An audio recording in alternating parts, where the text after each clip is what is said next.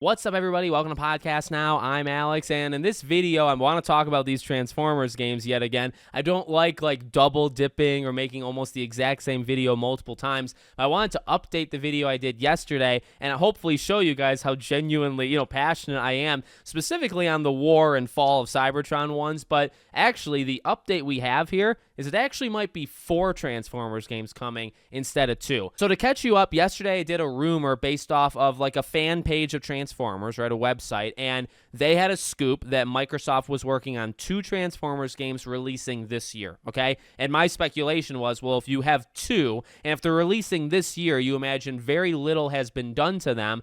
And what could they be? Well, they probably are the War and Fall of Cybertron games, because that's just right there, right? Well, we have 2 updates to this story, actually, which is kind of nuts. So the first update is this post. Xbox Activision has submitted 2 Transformers games to the Australian ratings board. These could be the 2 returning backward-compatible Transformers games by High Moon Studios. So let's just stop there just for a second. This is now official. This is now like, okay, this isn't just some fan, which I actually, I defended. I said, you know what? These people might know their stuff. Those people might be the ones that would know their stuff more than others. Now, you literally have games getting ratings in the world, which, whenever that happens, whether it's Singapore or Korea or something like this, Australia, it's happening now, right? So there are 2 Transformers games, at the very least, that are coming out. And, I want to bet that it's the 2 we talked about yesterday. So now part 2 to this is back on that fan website. Following our initial news about the Transformers games, 2 new ratings have turned up by the Australian Classification Board, and they go over them. Entry 1, Transformers. Entry 2, Transformers. You see the company, you see the year of production, you actually see what it's rated, just I guess in general, but also online interactivity, scary scenes. The other one, mild violence, online interactivity, users interact.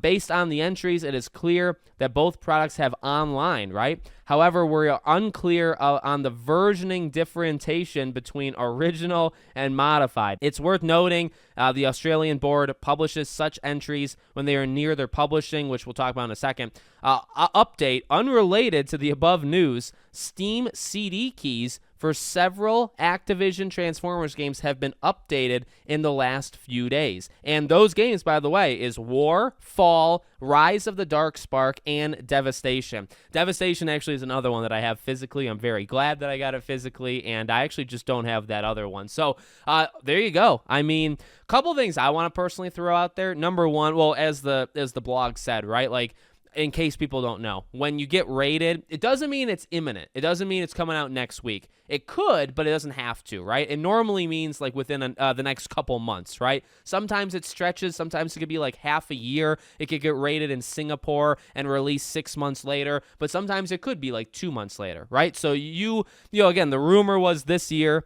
I would not be shocked if November's Xbox Game Pass games were these Transformers games. Honestly, November, December, something like that. I think the movie comes out this month or something, right? So, I mean, could you try to do it this month? Maybe, but I would say maybe next month, like at the earliest, or I don't know. That's just kind of my prediction. The one other thing I want to talk about is the online. So, like, these games did have online. Normally, when games like this are brought back, they don't do the multiplayer. And I don't know how I would feel about that. Well, I guess I do. I'll tell you how I feel about it. I mean, look, I think these games are very special because of what they are, because of kind of the story. I would say the single-player content. But does the multiplayer add to the experience? It does. Like, I don't want to take away from it. I don't know if it makes the whole game, but for those that played it back in the day when, multiplayer was active and thriving, I guess, quote unquote, it was a lot of fun. And it really, again, was unique in the same way that the game itself was unique. So I don't want to discount it. I don't want to say like, well, by not having the multiplayer, it doesn't really make that big of a difference. It might make a big difference to some people, but I don't know. I think just, as I said yesterday, I think having the games back, now 4 of them, having them back in that preservationist way, that would be freaking awesome. Doing it through Game Pass, and hey, if you bring along the multiplayer for the ride, good on you, right? That would just be the best of all worlds. So here's hoping, and I'll keep updating you on this story as we go, but you guys let me know what you think. Make sure you're subscribed to the channel, bell icon turned on. I hope to see you all on the next one.